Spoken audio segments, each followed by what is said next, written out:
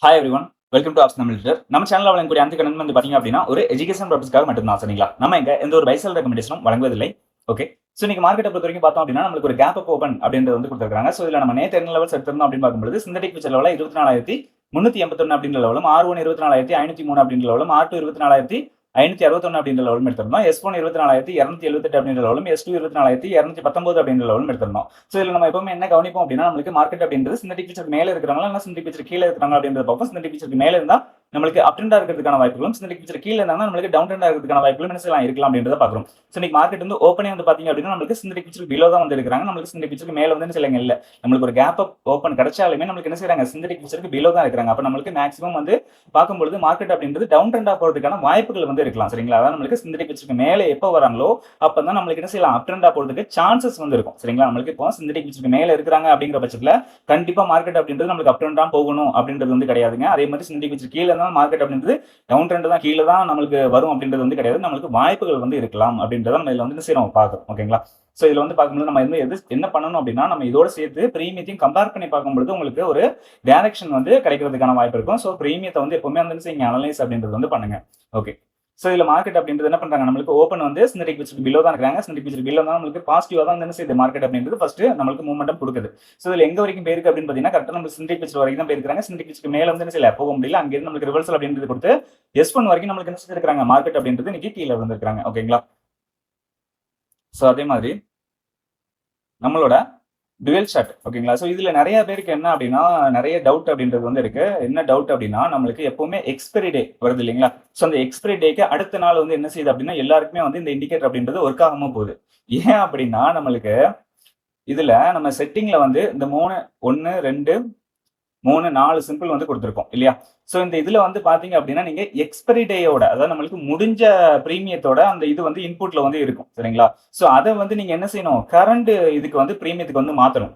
Current expiry இதுக்கு வந்து நீங்க மாத்துனீங்கன்னா தான் நம்மளுக்கு என்ன செய்யும் இந்த இண்டிகேட்டர் அப்படின்றது ஒர்க் ஆகும். சோ எல்லாருக்குமே வந்து இந்த டவுட் தான் இருக்கு. எப்போ நம்ம இந்த இண்டிகேட்டர் வந்து இது கொடுத்தோமோ பப்ளிஷ் பண்ணமோ சோ அப்ப இருந்து நிறைய பேருக்கு என்ன செய்றாங்க இந்த எக்ஸ்பைரி டேக்கு அடுத்த நாள் வந்து ஒர்க் ஆகலன்னு சொல்லிட்டு ஏகப்பட்ட மெசேஜ் அப்படின்றது வந்து இன்ன வரைக்கும் வந்துட்டு தான் இருக்கு. சரிங்களா?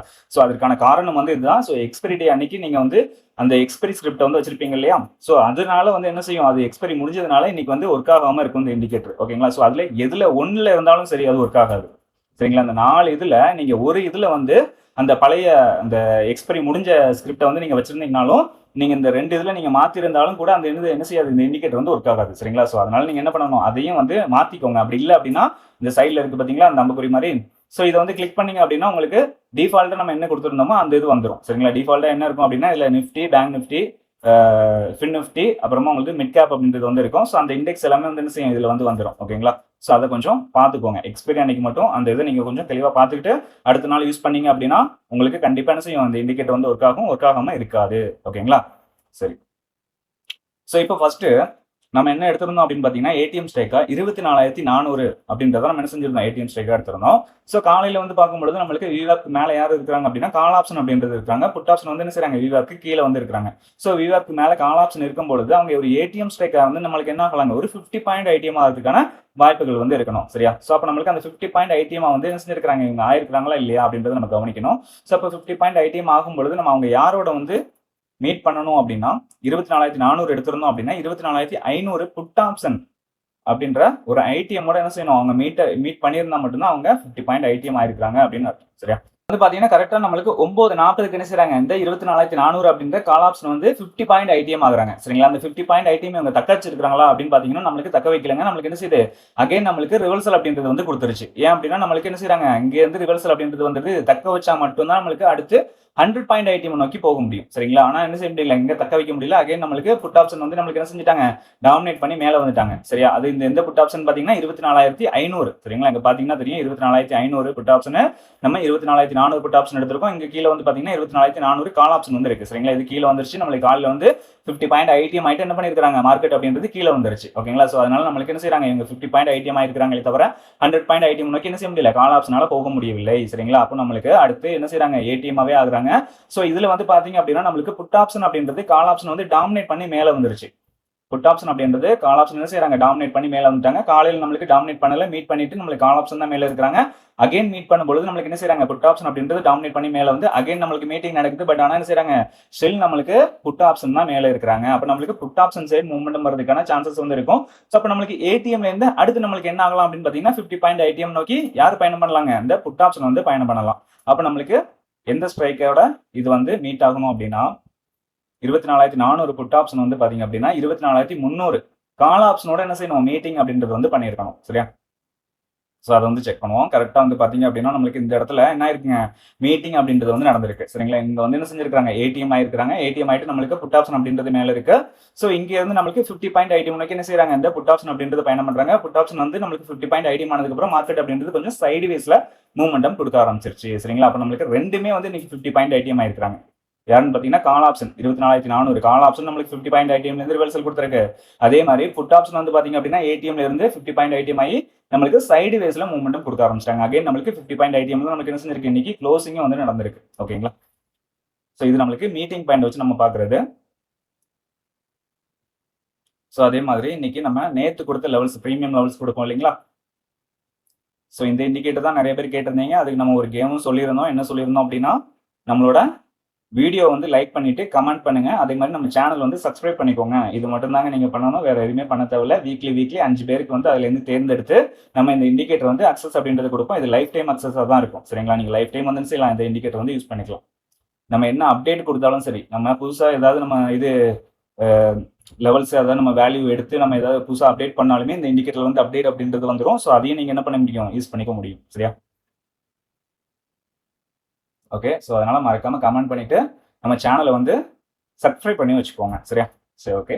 ஸோ இதுல வந்து பாத்தீங்க அப்படின்னா நம்மளுக்கு என்ன ஸ்ட்ரைக் எடுத்திருந்தோம் அப்படின்னா 24,400 அப்படின்றது நம்ம ஏடிஎம் ஸ்ட்ரைக் எடுத்திருந்தோம். அதான் நம்மளுக்கு காலையில இருந்தாங்க. சரிங்களா? ஏடிஎம்.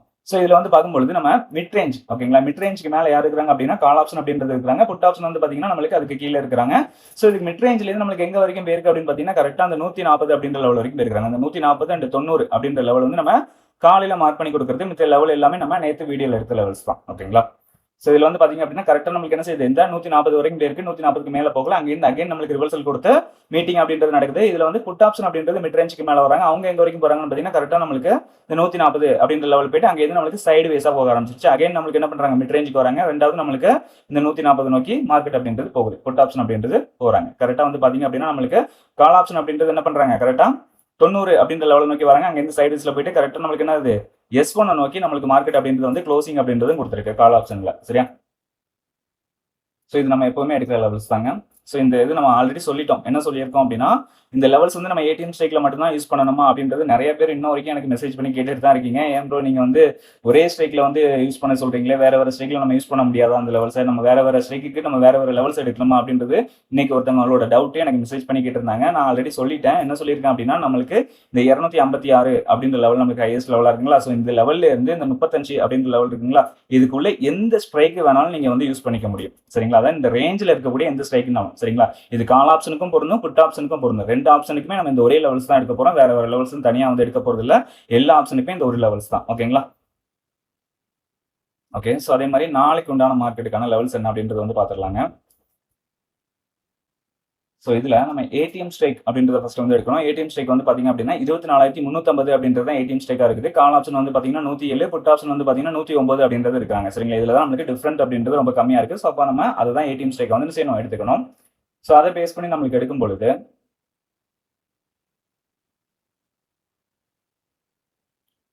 ஓகே. ஸோ இப்போ நம்மளுக்கு சிந்தட்டிக் ஃபியூச்சர் லெவலில் என்ன கிடைச்சிருக்கு அப்படின்னு பார்த்தீங்கன்னா 24,348 அப்படின்ற லெவல் வந்து கிடைச்சிருக்குங்க. R1 24,457 அப்படின்ற லெவலும், R2 24,513 அப்படின்ற லெவலும் வந்து கிடைச்சிருக்கு.